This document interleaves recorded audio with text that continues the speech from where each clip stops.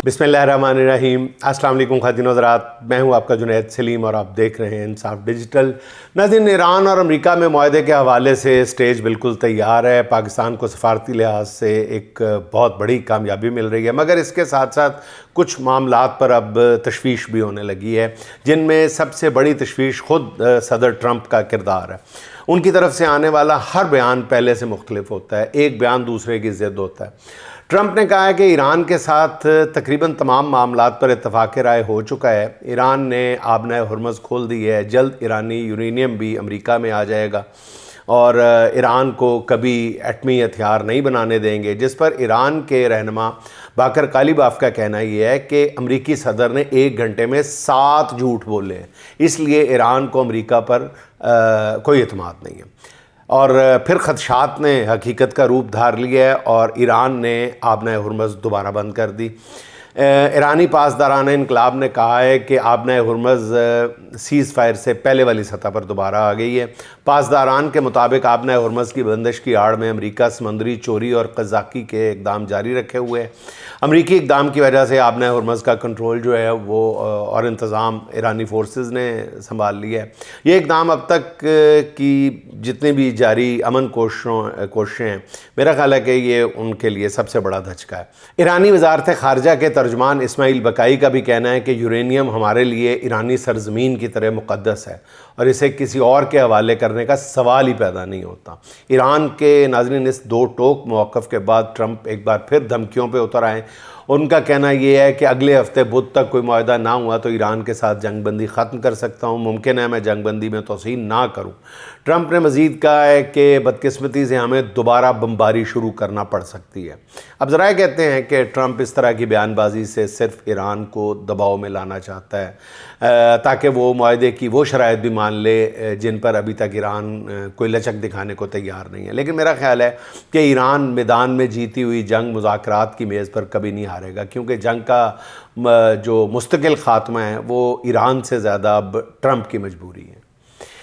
अच्छा नाज़रीन, social media Imran Khan और हुकूमत के दरमियान किसी मुमकिना डील की ख़बरों से भरा पड़ा है। कोई कह रहा है कि अडयाला के दरवाज़े खुलने वाले हैं और कोई मुफाहमत का रास्ता निकलने वाला है। किसी के ख्याल में बुश बीबी डील करा रही हैं, जो अपने शौहर इमरान खान से कह रही हैं कि आप अपने मौक़िफ़ में लचक लाएं। कोई फरमा रहा है कि बैरिस्टर गौर किसी फार्मूले पे काम कर रहे हैं जिस पर उन्होंने इमरान खान की बहनों को भी कायल कर लिया है। सोशल मीडिया पर डील के हवाले से खबरें ही खबरें हैं, इनमें हकीकत कितनी है उसकी तस्दीक करने के लिए कोई मौजूद तो नहीं है ऑथेंटिक बंदा के उससे पूछ लिया जाए।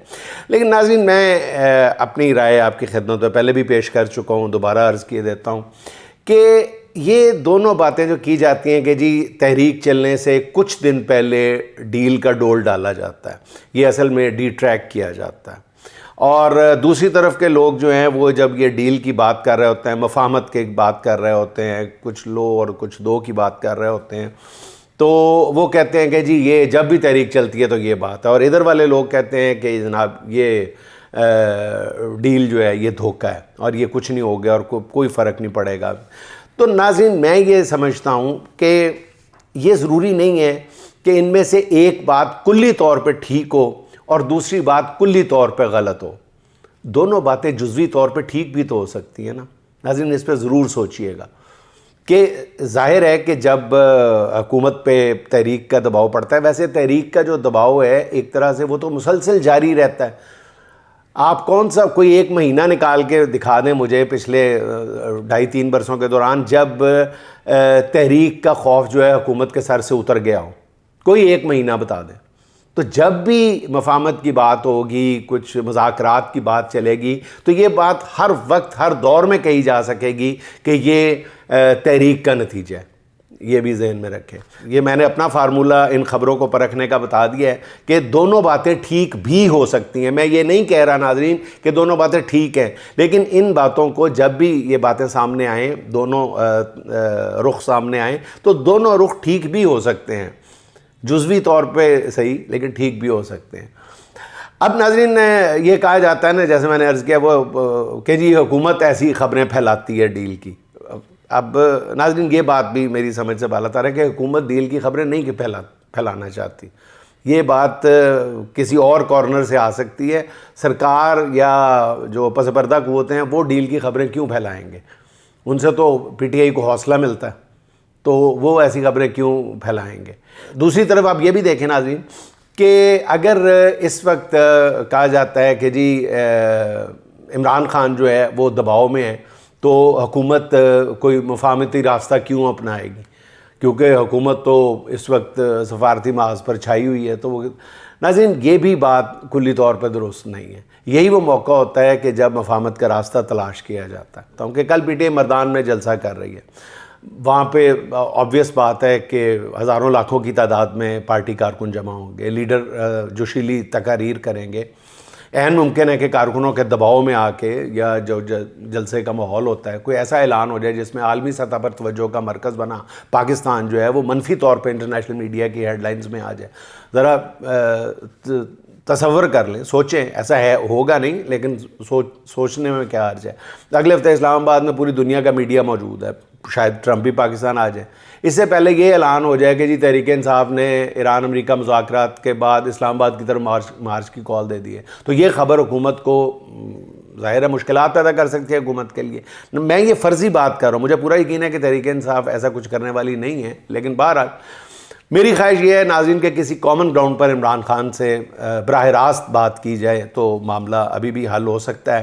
اور ناظرین دوسری بات جو میں آپ کی خدمت میں عرض کرنا چاہتا ہوں کہ میری آج اس بساط کے ایک سارے کھیل کے ایک بڑے کھلاڑی سے, بہت ہی بڑے کھلاڑی سے براہ راست بات ہوئی ہے. تو میں نے جب ان سے اس معاملے کو کھوجنے کی کوشش کی ہے تو انہوں نے کہا ہے جنید بھائی میں آپ کو انفارمیشن تو نہیں دے سکتا, میں آپ کو اپنی چھٹی حص کی خبر دے سکتا ہوں. میں نے کہا جی فرما دیجیے گا, آپ کی چھٹی حص جو ہے وہی خبر ہے. تو انہوں نے کہا کہ 1-1.5 مہینے میں ایک بڑا بریک تھرو دیکھ رہا ہوں.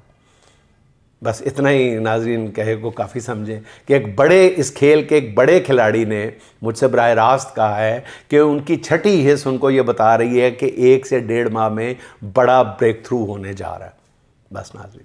اچھا ناظرین, عالمی مارکیٹ میں تیل کی قیمتوں میں بڑی کمی کے باوجود پاکستانیوں کو ایک بار پھر پیٹرول کی قیمت میں ریلیف نہیں مل سکا. ڈیزل کی قیمت میں 32 روپے کمی کر کے حکمران قوم کی جانب فاتحانہ نظروں سے دیکھ رہے ہیں. آپ نے ہرمز کھلنے کے بعد تیل کی فی بیرل قیمت جو ہے وہ $114 سے کم ہو کر $88 پر آ گئی. اس کے باوجود پیٹرول کی قیمت کم نہ ہونا حکومت کی نہلی کے سوا اور کیا ہے ناظرین. امریکہ ایران جنگ کو پاکستانی حکمرانوں کی نظر سے دیکھیں تو یہ جنگ تو حکومت پاکستان کے لیے کسی نعمت سے کم نہیں تھی. حکومت نے اس جنگ کو ریونیو شارٹ فال کو کم کرنے کے لیے ایک موقع, ایک اپرچونٹی کے طور پہ استعمال کیا. جب ایف بی آر اپنے تمام اہداف حاصل کرنے میں ناکام رہی تو جنگ کے بعد صرف 1.5 ماہ میں حکومت نے پیٹرولیم مصنوعات کی قیمتوں میں اضافے سے عوام کی جیبوں سے 180 ارب روپے نکلوا لیے. اس شاندار کارکردگی پر وزراء ایک دوسرے کو ستائشی نظروں سے دیکھ رہے ہیں, کیونکہ عوام کے ساتھ ہونے والے اس ڈاکے کی بدولت لگژری جہازوں کی پروازیں اڑان بڑھتی رہیں گی, اور اس ڈاکے کی بدولت حکمرانوں کے پروٹوکول اور عیاشیاں برقرار رہیں گی. اچھا ناظرین, ہمارے پیارے وزیر منصوبہ بندی اپنا ہر کام چھوڑ کے صرف اور صرف شریف خاندان اور وزیر اعظم کی چاپلوسی کے منصوبے بناتے رہتے ہیں.